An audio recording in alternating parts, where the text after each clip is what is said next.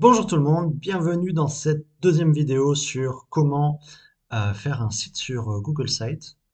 Dans cette vidéo, nous allons voir trois trucs. Nous allons voir comment fonctionne la page des thèmes, un peu plus en profondeur. Voilà, quand on va dans le thème, en fait, à quoi correspondent tous ces onglets, qu'est-ce qu'on peut faire avec, qu'est-ce qu'on peut modifier avec.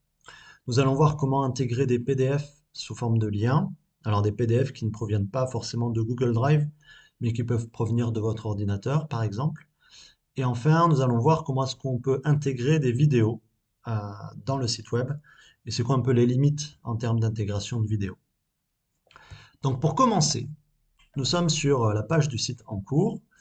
Nous retournons ici du coup sur nos trois catégories qui est insérer page et thème et nous allons commencer par voir un petit peu à quoi servent tous ces onglets. Donc nous sommes sur le thème, nous avons bien sûr choisi le thème personnalisé, nous allons continuer là-dessus, donc nous cliquons sur édition. Une fois sur édition, on peut voir qu'il y a couleur, texte, image, navigation, composants et espacement.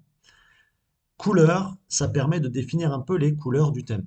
Son arrière-plan, ses titres, son corps de texte, et on peut avoir jusqu'à trois styles de couleurs, trois jeux de couleurs différents. Texte, lui, concernera tout ce qui est les types de typographie qu'on peut retrouver dans le site web. Donc c'est là qu'on va voir un peu les différents formats de texte, hein. Ça peut être du titre, du sous-titre, du petit caractère. Tout ça, ce sont des types de typographie sur lesquels on va pouvoir définir un peu la police, la taille, le format, les espacements interlignes aussi, qui viendront s'appliquer sur l'ensemble des textes correspondants.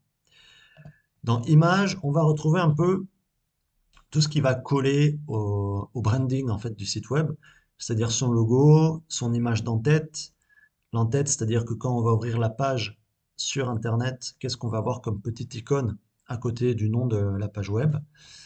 Favicon, voilà, pardon. L'en-tête, petite erreur, favicon, voilà, ça c'est pour ce qui est à côté de l'onglet. Et l'en-tête, c'est ce qui s'affiche en arrière-plan de la section d'en-tête. L'en-tête, on n'en a pas ici actuellement, mais voilà, je vais quand même vous montrer un exemple pour que vous compreniez ce que c'est. Navigation, donc l'option de navigation, c'est ce qui permet un peu de voir quand on vient se déplacer dans la page web de haut en bas, comment s'affiche le menu, quels sont les niveaux de transparence ou pas, comment, voilà, est-ce que le menu se cache quand on descend de la page web, est-ce qu'il monte, etc. Dans les composants, donc là, c'est quand on va commencer à travailler en fait sur le site web avec des boutons.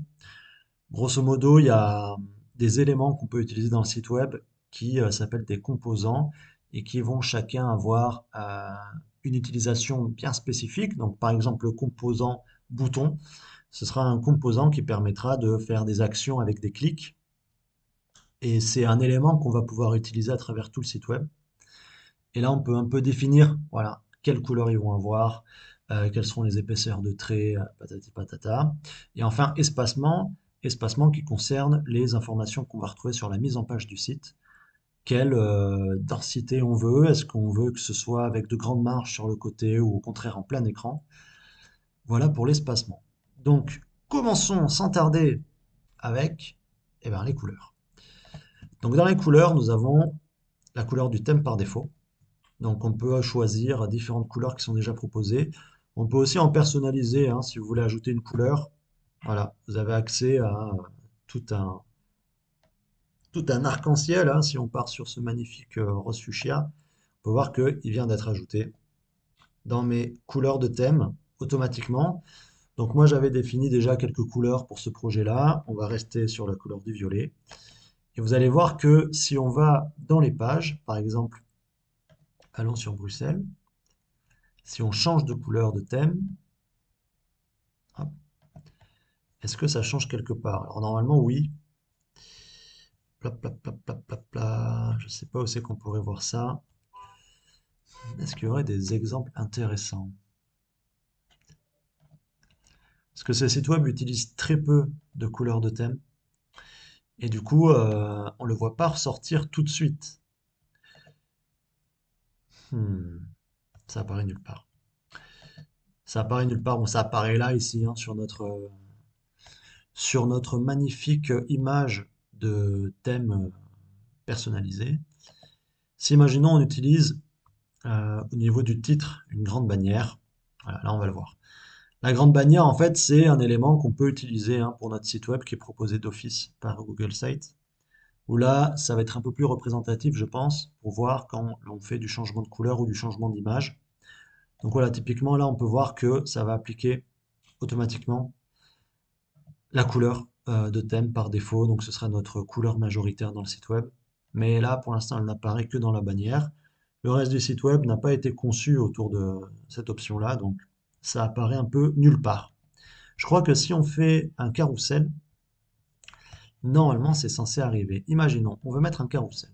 On va là-dedans, intégrer carrousel d'image. Donc nous sélectionnons, imaginons, cet espace-là. On va intégrer un carrousel d'image. On va sélectionner des images. Hop, importer des images. On va prendre celle-ci. Ouvrir.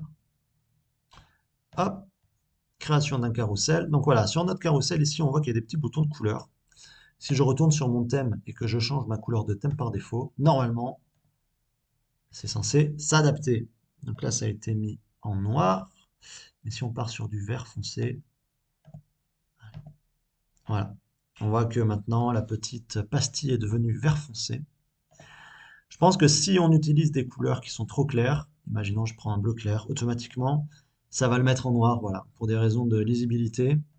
Mais si on part sur des couleurs sombres, et par exemple un bleu sombre, voilà. On part sur du bleu, donc bien faire attention à vos choix de couleurs si vous voulez que ça apparaisse sur ces petits détails-là du site web. Donc, ciao, on n'a pas besoin de ça. Retournons sur notre page. Et là, on va voir que sur la bannière, ça a récupéré le bleu profond qu'on avait choisi. Mais si on part sur du bleu clair, ça vient l'appliquer. Gardons cette bannière pour voir un peu les changements que ça fait sur le site web. Donc, on va retourner sur notre couleur hop, de base. Merci. Donc, dans les styles, on peut choisir différents styles. Chaque style, c'est un préenregistrement de couleurs d'arrière-plan, de titre en tête et de corps du texte. Donc là, par exemple, moi, dans le style 1, j'ai un arrière-plan qui va être blanc, mais on peut très bien partir sur un arrière-plan jaune.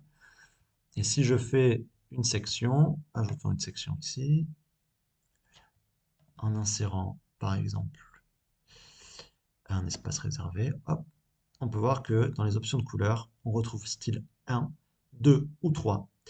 Style 1, ça va faire une couleur blanche, mais si je pars sur mon style 2, ça vient appliquer la couleur d'arrière-plan qu'on a dans style 2, qui est du jaune. Et si on fait style 3, on va avoir normalement la couleur d'arrière-plan qui sera du violet. Mais si on vient changer notre style et qu'on vient choisir une couleur rouge, automatiquement, toutes les sections qui ont été définies sur un style spécifique auront leur arrière-plan, leur titre en tête et corps du texte qui va être modifié. Imaginons, on vient intégrer, voyons ça en live, un texte, zone de texte. Hop. Voilà, zone de texte, on va venir le mettre, si possible, ici. On va écrire un test. Test, test, test. Et puis on va faire un titre. Titre, cool. On va définir ça comme titre. Donc, hop, merci. Et ça comme texte normal. Voilà. On va mettre le titre en haut, hein, parce que nous sommes des gens bien organisés. Voilà. Donc là, on regarde notre section. On est actuellement sur style 3.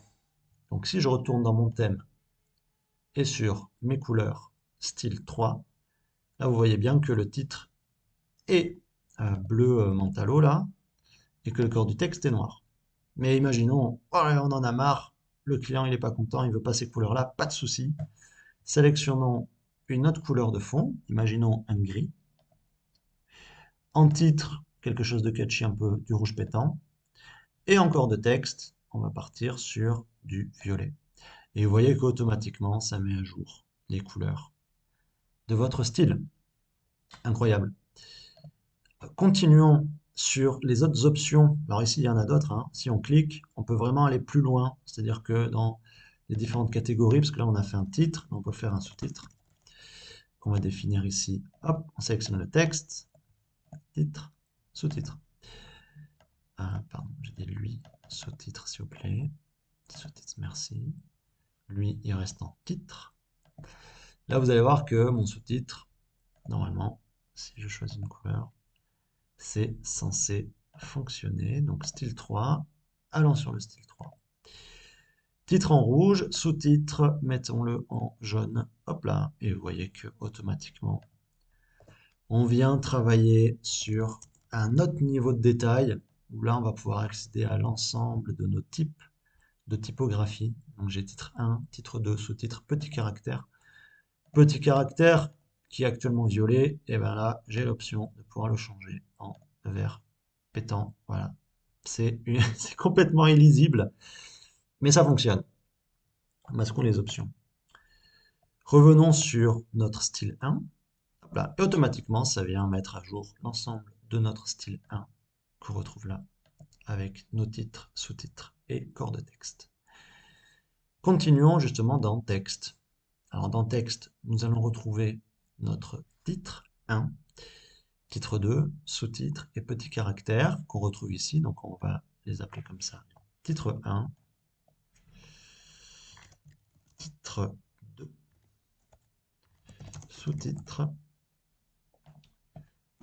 normal et petit caractère. Donc on va vérifier, lui il est en non, titre 2, merci. Lui il va être en sous-titre. Lui il est en normal et lui il est en petit caractère. Donc là on retrouve nos différents groupes de typographie. Donc dans les groupes de typographie, nous avons titre 1, titre 2, sous-titre normal et petit caractère. Et là, dans notre onglet texte, nous allons voir que nous retrouvons la même chose. Donc nous pouvons travailler sur notre titre. Et là, on peut jouer sur les différents settings, les différentes fonctionnalités du texte. Et ça va automatiquement adapter tous les textes qui ont été définis comme titre 1. Pareil, on peut continuer sur titre 2, hein, le deuxième titre. Pareil, on peut le mettre en italique, on peut lui changer son bold ou pas. On peut faire tout un pataquès de changements. Pareil pour sous-titre.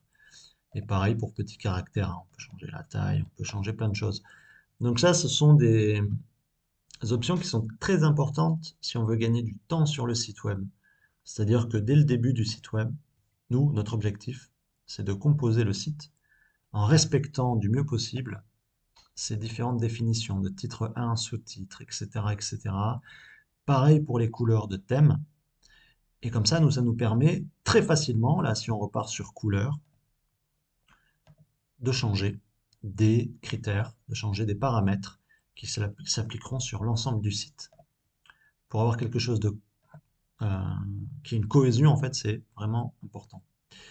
Continuons, nous avons maintenant ici les images. Donc, si on retourne sur notre bannière tout en haut, hop, on la retrouve ici. On peut voir que dans l'en-tête, c'est ce qui s'affiche en arrière-plan de la section d'en-tête. On peut sélectionner une image. Donc on a accès à plusieurs images. Si j'en sélectionne une, automatiquement ça va venir la mettre en en-tête. Hop. On peut régler la lisibilité, c'est-à-dire qu'on peut un peu cacher pour que le menu ressorte ou au contraire on le met à plein pot. On peut changer un ancrage si on veut que l'image soit centrée à partir du haut, à partir du bas ou soit centrée au centre. Et c'est ici que on va trouver de quoi mettre notre logo qui va s'afficher ici, en haut du site. Alors je vais cacher la bannière parce que nous n'en avons plus besoin. Donc type de titre, je pars sur titre uniquement. Merci. Et là, nous restons seulement sur notre logo et notre menu. Et c'est là que on va pouvoir importer le logo qu'on souhaite pour notre site web. Et enfin, de quoi importer un favicon.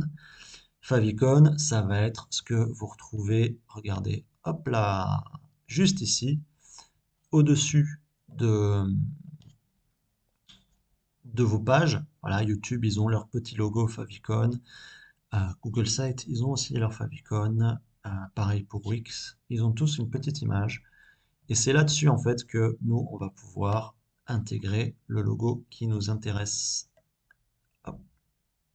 Remontons cette petite fenêtre délicatement. Voilà, magnifique. Voilà pour image. Continuons sur navigation. Donc, dans la navigation, ça va concerner en fait, si on repart sur notre type de titre, bannière, comment va se comporter notre bannière. Donc, on a plusieurs options, hein. On peut mettre sur le côté, on peut mettre d'après les paramètres du site, on peut le mettre en haut. Vous voyez que ça influence aussi, hein, le menu. C'est-à-dire que le menu, on peut le mettre sur le côté, comme ici, car on a choisi côté, comme ça peut être sur le haut, comme on l'a ici. On peut le rendre transparent ou pas. Voilà. Si vous voulez avoir une bannière qui soit vraiment détachée du menu, enlevez la transparence. On peut aussi changer la couleur. Hop, magnifique. C'est vraiment important que ce soit l'aspect le plus lisible, hein, du site web si vous voulez que les gens s'y retrouvent. Si on a la bonne idée de mettre quelque chose en noir, Google automatiquement va mettre les typographies en blanc, les textes en blanc, pour que ça puisse être lisible, hein. Et si pareil je mets en blanc, il les met en noir, c'est quand même assez malin. Mais si je mets en gris, ça va, ça reste encore lisible. Mais essayez d'éviter des couleurs qui soient trop contrastées, enfin en tout cas trop proches, hein, pour garder cette zone-là lisible. Hop, on peut laisser la transparence. Barre de navigation supérieure. Donc là, on peut sélectionner, voilà, on est actuellement sur Bruxelles et on peut choisir que ça affiche ou non le menu qu'on a sélectionné. Ce qui peut être pas mal, hein, si jamais on a envie de préciser dans quelle page on se trouve. Vous avez différentes options, on peut les souligner, on peut leur mettre une couleur d'arrière-plan, une couleur de premier plan, c'est-à-dire le texte qu'on choisit qui vient s'afficher. Et là, on retrouve, hop, enlevons notre superbe couverture. On retrouve la couleur du thème qu'on avait défini. Ici, thème par défaut. Et si on prend du rose, pop. Bon là c'est une couleur claire, du coup ça laisse du noir, mais si on prend du bleu foncé, voilà, ça vient mettre du bleu foncé. Donc c'est là que vraiment faut bien définir les couleurs que vous voulez pour votre site web, parce que ça va apparaître tout au long de sa création. Vous pouvez aussi, si besoin, la changer ici. Si vous voulez garder une couleur de thème spécifique, mais que pour seulement ces petits éléments-là, imaginons si on repart sur quelque chose de souligné, on peut choisir d'autres couleurs. Tout en gardant, ici dans notre couleur, la couleur de thème par défaut. Continuons dans les composants. Alors juste un petit truc, ça, à quoi ça sert? Ah, c'est pour la barre de navigation latérale. Si on passe en mode sur le côté, ici on a une barre de navigation latérale qui apparaît. Et pour moi, ça va être là que la barre va être modifiée. Bon, je ne sais pas à quoi ça sert. Je ne l'ai jamais utilisé. Donc si vous savez, dites-le en commentaire. Je suis curieux de comprendre à quoi ça sert. Retournons sur notre barre haute. Merci. Et continuons avec les composants. Alors les composants, moi je les utilise pas. Je les ai jamais utilisés. Donc voilà. Si vous souhaitez en savoir plus, ce ne sera pas avec moi. En tout cas, ce ne sera pas pour l'instant. J'apprends comme vous, hein, le site web. Donc, pour l'instant, on va le fermer et on va dire qu'il ne faut pas chercher à comprendre ce que c'est. Voilà, on peut faire sans. Faites sans. Vous voulez faire avec. C'est le moment de vous aussi vous lancer dans des tutoriels YouTube. Et enfin, espacement. Espacement, si on retourne sur une page avec du contenu comme ici, vous pouvez voir que en changeant la densité, nous sommes en train de changer l'écartement des différents éléments qui se trouvent dans le site. On peut avoir quelque chose de très compact, comme quelque chose de normal. Voilà. Pour eux, c'est quelque chose de normal. Ça s'applique sur l'ensemble du site. Donc, si on vient sur Bruxelles, ici, vous pouvez voir que normalement, si je passe en normal, hop, ça crée un espacement entre les différents éléments qui est beaucoup plus grand que si j'étais en compact.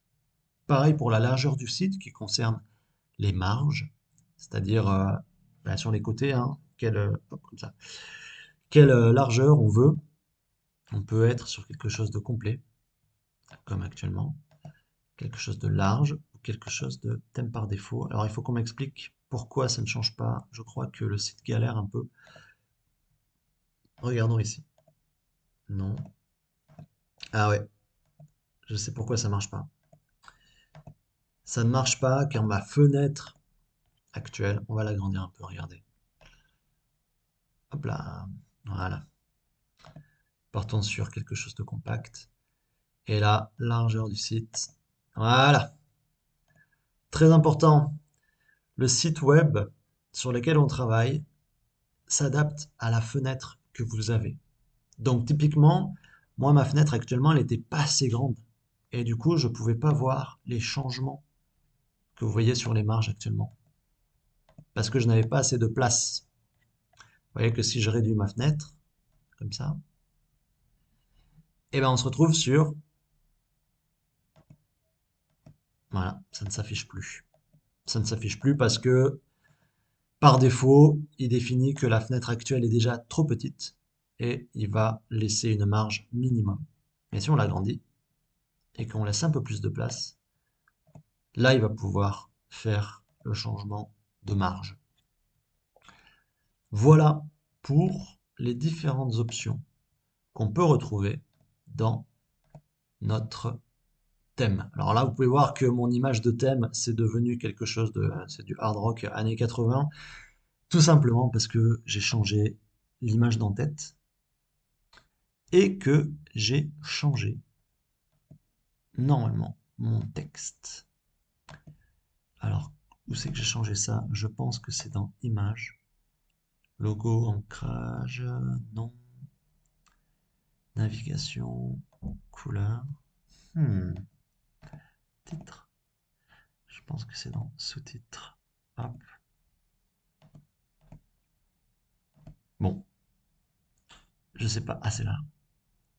Non, ça c'est modifier les polices. En tête, Roboto. J'aimerais bien savoir d'où ça vient ça. Sous-titres, Roboto, Impact, Bold, Impact, non. Sous-titre, Impact, petit caractère Roboto. Ce n'est pas là. Ce n'est pas là-dedans. Ce n'est pas là-dedans. Bon. Et bien pareil. Encore un secret que je n'ai pas découvert. Donc si vous avez plus d'informations là-dessus, je suis preneur. Voilà pour les différents onglets qu'on peut retrouver dans l'espace thématique. Maintenant, nous allons voir comment intégrer des vidéos et quelles sont les limites. Donc pour ça, hop, sélectionnons un espace, allons dans Insérer et venons insérer une vidéo. Donc Google, c'est des malins, ils permettent que certains formats de vidéos. Il y a deux options. Soit vous intégrez une vidéo depuis YouTube, voilà. Soit vous intégrez une vidéo depuis l'option d'intégration ici. L'option d'intégration, c'est quand vous voulez copier un code source, par exemple d'une vidéo que vous avez sur un serveur personnel, vous pouvez l'intégrer dans votre site web. C'est un peu technique, c'est pas le plus facile, c'est pas le plus simple pour des gens qui n'ont pas l'habitude de faire des sites web. Je ne vous conseille pas de le faire. Après, il y a une option de drive. J'imagine que si je cherche de la vidéo, est-ce que j'ai du MP4 là-dessus? Non. Est-ce que j'ai du Move? Non plus. Hmm. Type de fichier, voyons. Recherchons dans le drive de la vidéo. J'ai de la vidéo. Prenons cette magnifique vidéo, hop, insérer. Donc vous pouvez insérer des vidéos depuis le drive, ce qui est plutôt une bonne chose. Si jamais vous avez des vidéos dont vous n'avez pas envie de partager sur YouTube, vous avez juste à les mettre sur votre Google Drive et elles viendront s'intégrer directement dans votre site web.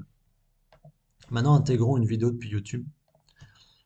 Ça propose voilà, de rechercher quelque chose. Donc, on peut chercher par exemple hop, Death Switchbaker, une vidéo de skate. Là, j'ai dans celle-là. On sélectionne la vidéo qui nous intéresse, sélectionner, et automatiquement, ça vient la mettre. Et là, vous voyez, on est sur le logo de YouTube qui vient proposer de le visionner directement soit sur YouTube, soit en ligne, alors que là, on est sur un lecteur qui est propre à Drive. Donc, on peut voir qu'il y a des options qui apparaissent ici, hein, si on veut, par exemple, l'ouvrir dans un nouvel onglet ou le supprimer. Et ici, on a d'autres options. On a ce petit paramètre. Si on clique dessus, on peut changer certains paramètres. On peut masquer les commandes. On peut les faire glisser hors de la vue ou les faire disparaître la barre de progression. Donc si on souhaite, on peut carrément enlever les commandes. C'est-à-dire que maintenant, si je fais terminer, que je lance la vidéo, donc on va aller en aperçu. Hop. On va aller sur la vidéo. Vous allez voir que, on va couper le son, ça cache automatiquement les commandes, normalement. Voyons un peu les autres options qu'on a.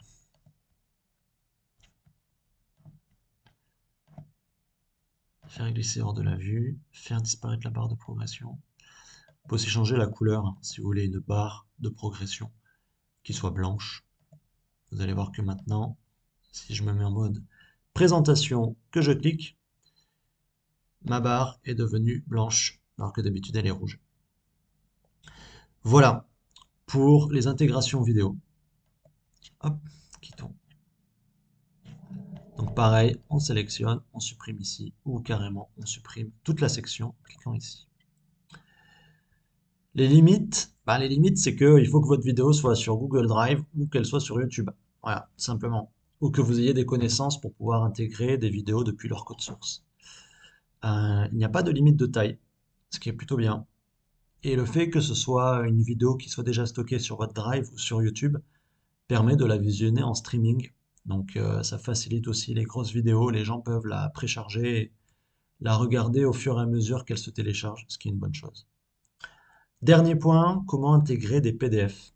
Alors dans les PDF, on peut intégrer des PDF depuis le Drive. Donc là, si je clique sur Intégrer Drive, hop, je peux faire une recherche par type de fichier et j'aimerais trouver des PDF. Est-ce qu'il propose ça ici? Il ne le propose pas. Donc si je fais .pdf, est-ce qu'il y a quelque chose d'intéressant? Non. Et là-dessus, voilà, PDF. Hop, sélectionnons ceci, plan de circulation, insérer.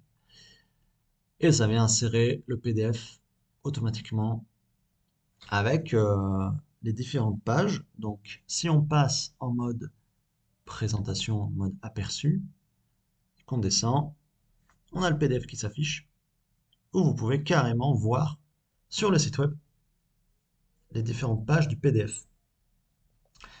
Voilà, très très sympa comme intégration, je trouve que c'est assez balèze. Quittons le mode aperçu. Maintenant, vous allez me dire, Paolo, moi j'utilise pas Drive, je suis anti-Google, mais j'ai quand même envie de faire un site sur Google Site, qu'est-ce que je fais? Eh ben, je ne dis pas de souci. Ce que nous allons faire, c'est que nous allons intégrer. Comment est-ce qu'on pourrait faire ça? On peut intégrer un lien. Voilà, on va intégrer un lien vers un PDF.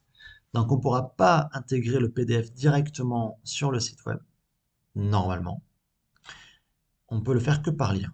Mais au cas où, je vais quand même essayer de prendre un PDF et de venir le glisser-déposer sur mon Google pour voir ce que ça fait. Donc c'est un PDF que je prends de mon ordinateur et que je viens glisser sur le site. Est-ce que ça marche? Le type de fichier sélectionné n'est pas quoi? J'ai pas lu. On refait. Déplacement. Le type de fichier sélectionné n'est pas accepté. Ah! Ça ne prend pas du PDF en glisser-déposer. Je pense que ça marche qu'avec les images. Donc on va devoir passer par un lien. Donc faisons une zone de texte. Ça va être un titre. Un gros titre. On va l'appeler lien vers mon super PDF. Sélectionnons notre texte et venons dans les options. Insérer un lien. On l'insère. Alors, encore une fois, si je marque PDF, ça va me proposer des PDF qui sont issus de mon Google Drive.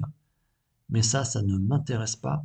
Moi, ce que je veux, c'est de pouvoir insérer des liens d'un PDF que j'ai ailleurs, que j'ai sur, voilà, que j'ai sur Internet, par exemple, sur un site web. Donc, comment on fait? Alors, si c'est de votre ordinateur, vous allez devoir téléverser le PDF de votre ordinateur vers une plateforme web. Donc, ça peut être Dropbox, ça peut être Google Drive, ça peut être Mega Upload, je sais pas s'ils font ça. En tout cas, il faut que votre PDF soit sur Internet. Donc, imaginons, on va chercher un livre hein, en PDF sur Internet. Est-ce qu'il y en a des intéressants? Nous, tout ce qu'on veut, c'est réussir à choper quelque chose de... Hmm. S'il y a des points PDF, est-ce qu'il y en a ici? Lecteur PDF, non. Google Scholar, je pense que lui, ils vont avoir non plus. Ok, alors regardons plutôt sur Dropbox. Prenons un des PDF, voilà, sur votre Dropbox. Regardons un peu qu'est-ce qu'on a. On peut essayer d'aller dans, imaginons là-dedans, dans projet, archives, tout ce que je veux, c'est un PDF. On n'est pas obligé d'aller plus loin que ça. Donc, là-dessus, imaginons celui-là, il m'intéresse. Je le sélectionne. Pouc, et je vais le partager. Pour le partager, on va me proposer de copier un lien. Je vais donc créer et copier le lien. Voilà, j'ai un lien qui est maintenant copié et que je vais intégrer là-dedans. Hop là, je fais appliquer. Pip, et maintenant, vous allez voir que si je passe en mode aperçu, j'ai mon texte qui m'emmène vers un lien et on peut voir en bas qu'il y a écrit dropbox.com. Et si je clique dessus, hop, j'ai accès à mon PDF. Voilà sur comment intégrer des PDF dans le site web. Donc on aura vu les 3 points hein, de cette vidéo qui étaient de comprendre un petit peu mieux quels étaient les différents onglets dans le groupe des thèmes, comment intégrer des PDF et quelles étaient les limites des vidéos sur Google Sites. Merci beaucoup, passez une bonne journée et peut-être qu'on se verra pour une 3e vidéo. Qui sait? Allez, au revoir!